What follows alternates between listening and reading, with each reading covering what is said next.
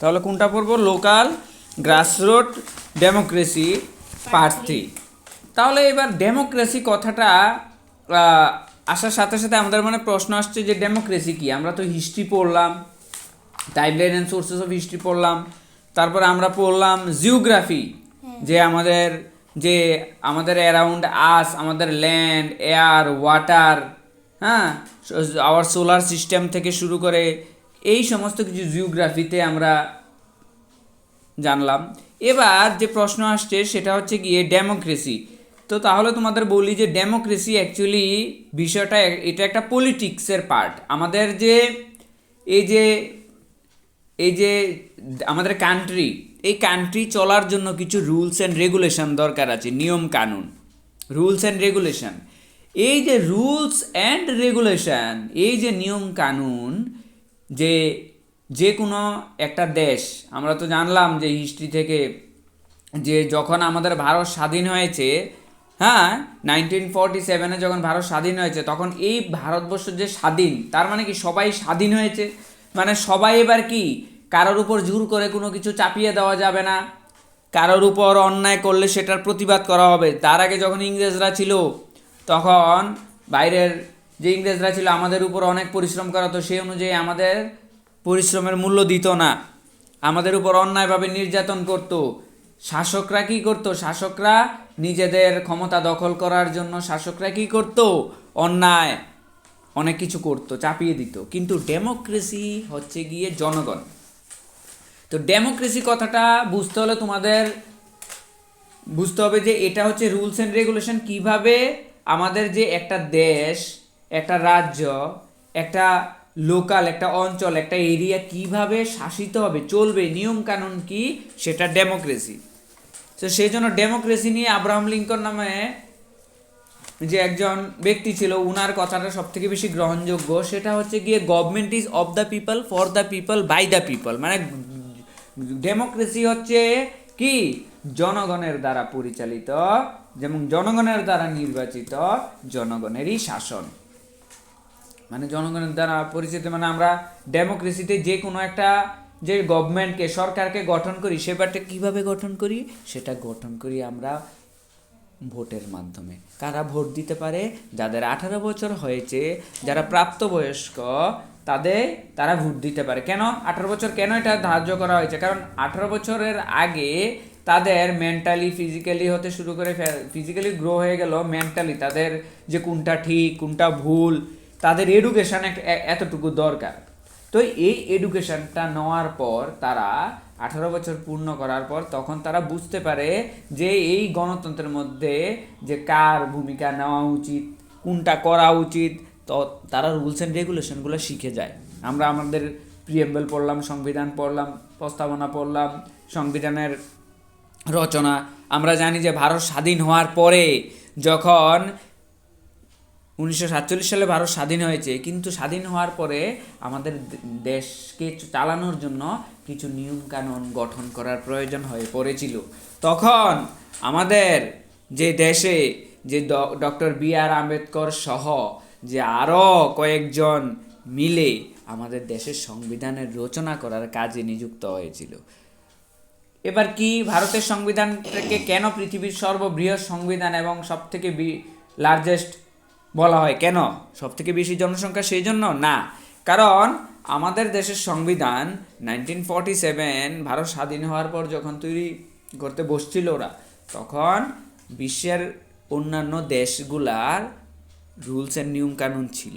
তো ভারত কি করেছে, যে ভিন্ন ভিন্ন দেশের মধ্যে যেই পজিটিভ জিনিসগুলো আছে, আয়ারল্যান্ডে কি আছে, আমেরিকার কি আছে, রাশিয়াতে কি আছে, জার্মানিতে কি আছে, বিভিন্ন কান্ট্রি থেকে পজিটিভ জিনিসগুলা নিয়ে এই যে নিয়ম কানুন তৈরি করার জন্য কি এই যে লিখতে শুরু করেছে, গণতন্ত্রের যে গভর্নমেন্টকে কিভাবে চালাতে হয়, এই সমস্ত নিয়ম কানুন লিখতে, এবং এই সমস্ত নিয়ম কানুন শুরু হয়েছে। ঠিক আছে? সো ডেমোক্রেসি আমরা এখানে এই যে চ্যাপ্টারের মধ্যে আমরা দেখতে পাচ্ছি যে একটা পিরামিডের মতো করে এখানে দেখো দেওয়া আছে যে একটা গভর্নমেন্ট কিভাবে চলবে। প্রথমত একদম তুমি উপরের দিকে দেখাও যে গণতন্ত্রের মধ্যে ডেমোক্রেসি তো মানে কি, আমরা জানি আমাদের দেশের মধ্যে প্রেসিডেন্ট থাকবে, তারপরে দেশের মধ্যে প্রাইম মিনিস্টার থাকবে, তারপরে আমাদের যে এত বিশাল বড় দেশ, এই পুরো দেশটাকে একজন কন্ট্রোল যে করবে, কিভাবে কন্ট্রোল করবে, প্রত্যেকটা স্টেটে আবার আলাদা আলাদা করে আবার গভর্নমেন্ট থাকে এবং সেই সরকারের মধ্যে কি থাকে, চিফ মিনিস্টার থাকে, তারপরে কি থাকে, রাজ্যপাল থাকে, তারপরে প্রত্যেকটা এরিয়াতে আদার লোকাল মিনিস্টার্স আছে। যেমন আমাদের পুরো দেশটার মধ্যে যে মেম্বার অফ পার্লামেন্টের মধ্যে লোকসভা রাজ্যসভা আছে, সেখান থেকে বিভিন্ন নিয়ম কানুন হয়। স্যার তাহলে সুপ্রিম কোর্ট আর হাইকোর্ট, সুপ্রিম কোর্ট তো হচ্ছে আইন কানুন নিয়ম কানুন, যে বিভিন্ন অপরাধ থেকে শুরু করে ন্যায় বিচার করার জন্য জুডিশিয়ারি সিস্টেম, সেটা জুডিশিয়ারি ম্যাটারকে হ্যান্ডেল করে, নিয়ম কানুন প্রণয়ন করে, কিন্তু সেটাকে রক্ষণাবেক্ষণ এবং সমস্ত কিছু মেনটেনেন্স কিন্তু গভর্নমেন্ট করে থাকে। এবং গভর্নমেন্টের উপরে সবচেয়ে আমাদের ইন্ডিয়ার ফার্স্ট পার্সন আমাদের প্রেসিডেন্ট অফ ইন্ডিয়া বলে থাকি।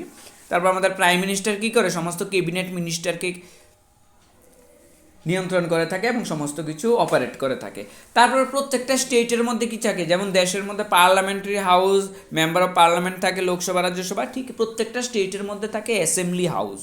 অ্যাসেম্বলি মানে কি, অ্যাসেম্বলি মানে হচ্ছে গিয়ে বিধানসভা, যেখানে বিধানসভার মধ্যে স্টেটের ইলেকশন হয় না, সেখানে আমরাই নিযুক্ত করে থাকি। আমরা কারা, 18 বছর বয়সের প্রাপ্তবয়স্ক নাগরিকরা ভোট দিয়ে আমরা নির্বাচিত করি। যেই সমস্ত সদস্যদের আমরা নির্বাচিত করি তাদেরকে বলা হয় কি, যে তাদেরকে আমরা যে এই এমএলএ বলে থাকি, মেম্বার অফ লেজিসলেটিভ অ্যাসেম্বলি। তারা অ্যাসেম্বলি হাউসে যায়। এবার অ্যাসেম্বলি হাউসে গিয়ে কি করে, প্রত্যেকটা স্টেটের সংখ্যা থাকে। যেমন আমাদের ত্রিপুরার মধ্যে 60 অ্যাসেম্বলির সিট থাকে, আসন সংখ্যা থাকে, সব কিছুরই তো একটা লিমিটেড সিট সংখ্যা থাকে। সেটা কিভাবে ডিসাইড হয়, সেটা ডিসাইড হয় ওই স্টেটের জনসংখ্যা অনুযায়ী। বিভিন্ন স্টেটের মধ্যে অ্যাসেম্বলি সিট জনসংখ্যা অনুযায়ী ভিন্ন ভিন্ন হয়। আমাদের স্টেটের মধ্যে একরকম জনসংখ্যার সিট ক্যাপাসিটি, অ্যাসেম্বলির সিট, আবার একটু বৃহৎ রাজ্যে আরও বেশি সিট সংখ্যা থাকে। ঠিক আছে নি? তো এরকম যেমন উত্তরপ্রদেশ অনেক বড় স্টেট, তো সেখানে আবার অ্যাসেম্বলিতে অনেক বেশি সিট ক্যাপাসিটি আছে, কেননা একটা বিশাল এরিয়াকে কন্ট্রোল করতে হয়। ঠিক আছে না? তো আমাদের যে ত্রিপুরা রাজ্য, সেখানে আমাদের যে জনসংখ্যা অনুযায়ী আমাদের 60টা বিধানসভার আসন সংখ্যা। ঠিক আছে, এটা পরবর্তী সময় এটাকে বাড়াবে না কমাবে সেটা আলাদা বিষয়, এখন যতটা আছে আমরা সেটা বলছি। এবার উপরে দেখো কিভাবে যে পুরো যে গভর্নমেন্টটা অপারেট হয়। প্রথমে থাকে union government or the national level. National level মানে কি, জাতীয় স্তর, তোমার যে বললাম প্রেসিডেন্ট, প্রাইম মিনিস্টার। তারপরে আসছি আমরা স্টেট গভর্নমেন্ট, কারণ এত বড় কান্ট্রিকে অপারেট করতে হলে প্রত্যেকটা স্টেটে আলাদা আলাদা করে ডিভাইড করা আছে, প্রত্যেকটা আলাদা আলাদা স্টেটের। এবার স্টেট কিভাবে হয়েছে, স্টেটও যখন ভারত স্বাধীন হয়েছিল তখন এরিয়া ওয়াইজ বিভিন্ন স্টেট হয়েছে, পরবর্তী সময় যখন দরকার হয়েছে তখন আবার বাড়ানো হয়েছে। কিন্তু বাড়াতে হলে এমনি বাড়াতে পারবে না, আমাদের যে শিডিউল আছে, আমাদের যে আর্টিকেল আছে, এই সমস্ত নিয়ম কানুন নিয়ে আমাদের সংবিধান যে রচিত হয়েছে, সেই সংবিধানের নিয়ম কানুন মেনে কিভাবে কি করতে হবে সেটা সংবিধানের মধ্যে লিপিবদ্ধ আছে। তো স্টেট গভর্নমেন্ট, তারপরে চলে আসছি লোকাল গভর্নমেন্ট, তারপরে এই যে রুরাল পঞ্চায়েত, তারপরে আরবান। তুমি যদি দেখো রুরাল মানে কি, গ্রামীণ এলাকা, গ্রামীণ এলাকার মধ্যে কি থাকে, পঞ্চায়েত থাকে। রুরাল শহরে কি থাকে, শহরে মিউনিসিপ্যাল কাউন্সিল থাকে। যেমন রাজধানী, যেমন আগরতলার মতো যেখানে আরও বেশি জনসংখ্যা, তখন কর্পোরেশন, মিউনিসিপ্যাল কর্পোরেশন। যেমন আগরতলা যে মিউনিসিপ্যাল কর্পোরেশন, আর উদয়পুরের যেমন যদি হয় ইউএমসি, উদয়পুর মিউনিসিপ্যাল, সেটা হচ্ছে কাউন্সিল। যেমন আগে ছিল নগরের পঞ্চায়েত, নগরপালিকা, এক এক জায়গায় এক এক রকম। তো ওইখানে কি থাকে, চেয়ারম্যান বা চেয়ারপারসন, যেটাকে বলা হয় আরবান এরিয়াস। আর রুরাল এরিয়াসে সেটাকে বলা হয় পঞ্চায়েত, মানে কি পঞ্চায়েত প্রধান, বা কোনো কোনো জায়গার মধ্যে এটাকে বলা হয় মুখিয়া, কোনো কোনো জায়গার মধ্যে বলা হয় সরপঞ্চ। তো এক এক জায়গার মধ্যে এক এক রকম। এবার আস্তে আস্তে এই পঞ্চায়েতগুলিকে, অনেকটি পঞ্চায়েতকে হ্যান্ডেল করার আবার জেলা পরিষদ, পঞ্চায়েত সমিতি আছে। আর এখানে তো দেখতেই পাচ্ছ municipal corporation, municipal councillor, city councillor, নগর পঞ্চায়েত। তারপরে চলে আসছে এত বড় যে পঞ্চায়েত সমিতির মধ্যে কি থাকে, গ্রাম পঞ্চায়েত। আর গ্রাম পঞ্চায়েতের মধ্যে গ্রাম সভা থাকে, গ্রাম পঞ্চায়েতের মধ্যে বিভিন্ন ওয়ার্ডের ভাগ থাকে, এই ওয়ার্ড, কোনোটা 1 নম্বর ওয়ার্ড, কোনোটা 2 নম্বর ওয়ার্ড, কোনোটা 3 নম্বর ওয়ার্ড, ভাগ আর কি, সংখ্যা, যে এতটুকু এরিয়া, এতটুকু জনসংখ্যা হচ্ছে এত নম্বর ওয়ার্ড। ঠিক কাউন্সিলের মধ্যে বা কর্পোরেশনের মধ্যেও ওয়ার্ড থাকে, যে এতটুকু এরিয়া এত নম্বর ওয়ার্ড 1 নম্বর ওয়ার্ড, এতটুকু এরিয়া 2 নম্বর ওয়ার্ড, ভাগ ভাগ থাকে যাতে কাজ করতে সুবিধা হয়। এবার কি কাজ থাকে পঞ্চায়েতের কাজ আর কাউন্সিলের কাজ কি থাকে? এরিয়ার মধ্যে ওয়াটার, জলের দরকার, পানীয় জল, এরিয়ার মধ্যে যে কি ফেসিলিটি, রোড কনস্ট্রাকশনের দরকার, রাস্তাঘাট, ঠিক আছে না? এই যে বিষয়গুলি, যে বিষয়গুলি, যে ছোট ছোট যে বিষয়গুলি, যে এই বিষয়ে পঞ্চায়েত বা গ্রামের মধ্যে কোনো অন্যায় হয়েছে, প্রথমে আমরা ছোট লেভেলের যদি কোনো ক্রাইম হয়ে থাকে সেটা পঞ্চায়েতে বিচার চাইতে যাওয়া হয়। এবার পঞ্চায়েতে বিচার না পাওয়া গেলে এবার আমরা যাই তার থেকে উপরে, আমাদের যে এরিয়ার যে ডিস্ট্রিক্ট আছে, ডিস্ট্রিক্টের মধ্যে আমাদের যেই ডিস্ট্রিক্ট আছে, ডিস্ট্রিক্টের মধ্যে সেশন জাজ কোর্ট থাকে, জাজ কোর্টে যায়। তারপর আর একটু উপরের যে কেউ যদি মনে করে, তারপরে যে স্টেট জাজ কোর্ট থাকে, যে প্রত্যেকটা স্টেটের থাকে, তারপরে তার থেকে একটু উপরে হচ্ছে গিয়ে হাইকোর্ট, তারপরে হাইকোর্টে যেতে পারে, হাইকোর্ট থেকে তারপরে উপরে হচ্ছে গিয়ে সুপ্রিম কোর্ট, কেউ যদি মনে করে সবচেয়ে সুপ্রিম কোর্টে সর্বোচ্চ বিচারালয় ওইখানে যেতে পারে। তারপরও এবার সুপ্রিম কোর্ট কাউকে যদি ধরো শাস্তি প্রদান করলো, যে ওকে মৃত্যুদণ্ড দেয়া হলো, এটাকে বাঁচাতে পারে, এটাকে বাঁচাতে পারে একমাত্র, মৃত্যুদণ্ডকে একমাত্র যদি কেউ বাঁচাতে পারে সেটা হচ্ছে গিয়ে প্রেসিডেন্টের কাছে সর্বোচ্চ পাওয়ার। সে ইচ্ছা করলে, সেই তার ক্ষমতা বলে কেউকে ইচ্ছা করলে বাঁচাতে পারে, ঠিক আছে? এবার কেউ যদি বেশি ক্রাইম করে থাকে অবশ্যই তো তাকে বাঁচাবে না, তাই না? সো এই হচ্ছে, এইভাবে এই যে দেশের নিয়ম কানুন চলতে থাকে, তাই তো? তারপরে আমরা এবার এই যে উপরের যে পিরামিডটা দেওয়া আছে, এই পিরামিডটাকে মানে আমরা ডিটেলসে আমরা পড়বো আর কি, ভিতরের যে কি বিষয় থাকে, আরবান লোকাল বডিজের কি। এবার আমাদের জানতে হবে যে কি কাজ আমাদের, এই যে দেখো না এখানে কি সুন্দর করে দেওয়া আছে, প্রত্যেক ওয়ার্ড ভিত্তিক যে দেখা আছে, একটা সুন্দর গ্রাম, একটা সুন্দর যে শহর তৈরি করার পিছনে অবশ্যই কাউন্সিল এবং পঞ্চায়েতের হাত থাকে। যেমন urban local bodies responsible for range of function, helping take care of infrastructure, maintaining the burial ground, garbage ময়লা আবর্জনা, ড্রেন পরিষ্কার, জলের ব্যবস্থা করা, চেকিং, জল নেই, মিউনিসিপ্যাল কাউন্সিল থেকে জল চলে আসছে, জলের গাড়ি, রাস্তার কনস্ট্রাকশন, ড্রেন, বাড়ির শহর এলাকার মধ্যে যে ময়লা ফালার জায়গা থাকে না, প্রত্যেকে গার্বেজ কালেকশন গাড়ি আসে, গাড়ি করে ময়লা নিয়ে যায়, আমরা দেখে থাকি।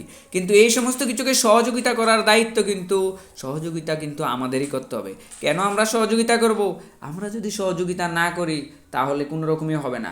আমরা কখনোই ড্রেনের মধ্যে আবর্জনা ফেলবো না, এটা আমাদের নাগরিক হিসাবে আমাদের মৌলিক কর্তব্য, দায়িত্ব।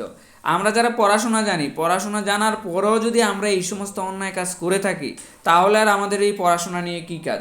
আমরা পড়াশোনা করে ময়লা করছি, যারা পড়াশোনা করে না তারা সেটাকে পরিষ্কার করছে, তাহলে তো তারা আমাদের থেকে ভালো কাজ করে ফেলছে। তাহলে সেই জন্য কী হবে? সমস্যা কার? তোমাকেই পোহাতে হবে।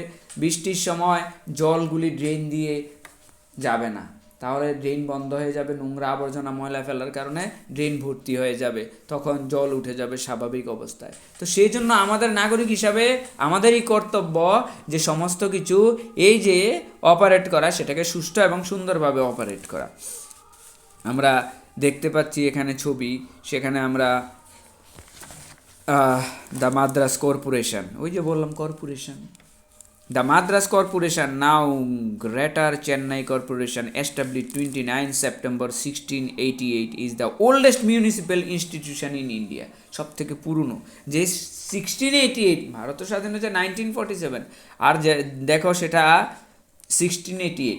আমরা যদি খুব পুরনো যাই, আমরা জানি না তোমরা হিস্ট্রিতে হরপ্পা আর সিন্ধু সভ্যতা পড়েছো কিনা, সেই সভ্যতার মধ্যে আমরা জানতে পারলাম যে আজকে থেকে এত বছর আগেও হরপ্পা সভ্যতা, সিন্ধু সভ্যতা আজকে থেকে প্রায় অনেক বছর আগেও, প্রায় আজকে থেকে 3000 3500 বছরেরও আগেও যে নগরভিত্তিক সভ্যতা ছিল, কেমনে জানতে পারলাম? যে হরপ্পা সভ্যতার মাটি খনন করার পর দেখতে পেলাম সেখানে ভিতরের যে স্নানাগার, ড্রেনেজ সিস্টেম, বাড়ি করার পদ্ধতি, খনন কার্যের ফলে যে বিশাল একটা সভ্যতা বেরিয়ে এসছে, সেই সভ্যতা আজকে থেকে এত বছর আগেও তারা ডেভেলপ ছিল, তাদের প্ল্যান ছিল। একটা নগর নির্মাণের জন্য প্ল্যান দরকার। তুমি এমন জায়গায় নগর বাড়ি তৈরি করে ফেলেছ যেখানে বন্যা আসলে বাড়ি বন্যায় ভেঙে চলে যাবে, তো সেটা তো তাহলে ঠিক করে সাইন্টিফিক হলো না। সেই জন্যই তো এই যে কাউন্সিল বা কর্পোরেশন এরিয়াতে ঘর বাড়ি নির্মাণ করার সময় পরীক্ষা করা হয়, মাটি পরীক্ষা করা হয়, যেই এরিয়াতে তুমি ঘরটা বানাচ্ছ সেই ঘরটা দীর্ঘদিন যাবে কি না, ভূমিকম্প আসলে ভেঙে পড়বে কি না, সেই সমস্ত কিছু কিন্তু পরীক্ষা করেই কিন্তু ঘর থেকে শুরু করে সমস্ত কিছু নির্মাণের পারমিশন দেওয়া হয়। বুঝতে পেরেছো নি? যাতে কোনো রকমে সমস্যা না হয়। কিন্তু নগরভিত্তিক সভ্যতার কিছু কিছু সব কিছু যেমন বেনিফিট আছে, আবার কিছু কিছু অসুবিধাও আছে। কী অসুবিধা আছে? ড্রেনেজ সিস্টেম পরিষ্কার না হলে মশা ছড়াবে দ্রুত। গাছপালা যদি কেটে ফেলা হয় খুব বেশি পরিমাণে, সেজন্য গাছপালাও আমাদের লাগাতে হবে। আমাদের যেরকম বড় বড় বিল্ডিং তৈরি করব, এসি লাগাবো, এগুলা থেকে যে গ্যাস বের হয় সেগুলো কিন্তু আমাদের মারাত্মক ক্ষতির কারণ হয়ে দাঁড়ায়। আমরা যদি দেখি যে দিল্লির মতো জায়গায় আজকে এত দূষিত হয়ে গেছে কেন? প্রচুর পরিমাণে সিএফসি, ক্লোরোফ্লোরোকার্বন, গাড়ির থেকে যে ধোঁয়া বেরোচ্ছে, এই যে বিষাক্ত মনোক্সাইড, কলকারখানা থেকে যে ইঞ্জিনের মাধ্যমে যে ধোঁয়া বেরোচ্ছে, সেই যে ধোঁয়াগুলি পরিবেশকে দূষিত করে ফেলেছে। সেই পরিমাণে গাছপালা কার্বন ডাইঅক্সাইড না শোষণ করার কারণে আমাদের প্রকৃতি আরও বেশি ধ্বংসের দিকে। আমরা করোনার সময় দেখেছি কিভাবে পরিবেশ নষ্ট হয়ে যাচ্ছে। তো আমাদের পরিবেশকে রক্ষণাবেক্ষণ করার দায়িত্ব আমাদের। তাহলে স্যার এই যে বডিজগুলা, এই যে পঞ্চায়েত বলো, এই যে নগর পঞ্চায়েত বলো, কাউন্সিল বলো বা কর্পোরেশন বলো, এগুলো তো সব থেকে লয়ার লেভেল। তাহলে গভর্নমেন্ট কিভাবে এই যে আমাদেরকে এগুলা সেবা দিয়ে থাকে? ওই যে টাকা কোত্থেকে পায় ওরা? টাকা ওরা কোত্থেকে পায়? আমাদের থেকে পায়।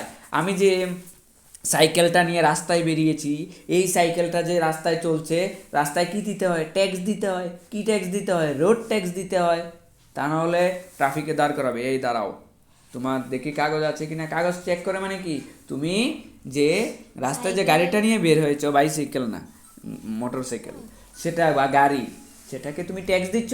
তুমি ট্যাক্স না দিলে রাস্তা কিভাবে কাজ করব আমরা? রাস্তা তো অপরিষ্কার, মানে নষ্ট হয়ে যাবে। তো সময়ে সময়ে রাস্তা ঠিক করার জন্য এগুলা সব আমরাই ট্যাক্স দিয়ে থাকি। আর কিসে কিসে আমরা ট্যাক্স দিই? আমরা সব কিছুতে ট্যাক্স দিই। আমরা মালপত্র কিনলে, যে কোনো জিনিস কিনলে সেটা থেকে ট্যাক্স দিই। সেই ট্যাক্সটা গভর্নমেন্ট নেয়, আর গভর্নমেন্ট সেই ট্যাক্সগুলো নিয়ে যে বিভিন্ন ইনফ্রাস্ট্রাকচার, গভর্নমেন্টের বিভিন্ন ফেসিলিটি, হেলথ, এডুকেশন, এই যে তোমাদের 8 অবধি ফ্রিতে বই দেওয়া হচ্ছে, কেন দেওয়া হচ্ছে? যাতে তোমরা পড়তে পারো এবং ভবিষ্যতে বড় হয়ে দেশের জন্য কিছু করতে পারো। এই সমস্ত কিছু একটা সিস্টেমে হয়। এগুলা হচ্ছে ডেমোক্রেসির পার্ট, এগুলা পলিটিক্সের পার্ট। পলিটিক্স, আমরা পলিটিক্যাল সায়েন্স, রাজনৈতিক বিজ্ঞান আমরা অবশ্যই জানি। তাহলে কি কি ট্যাক্স দেখো?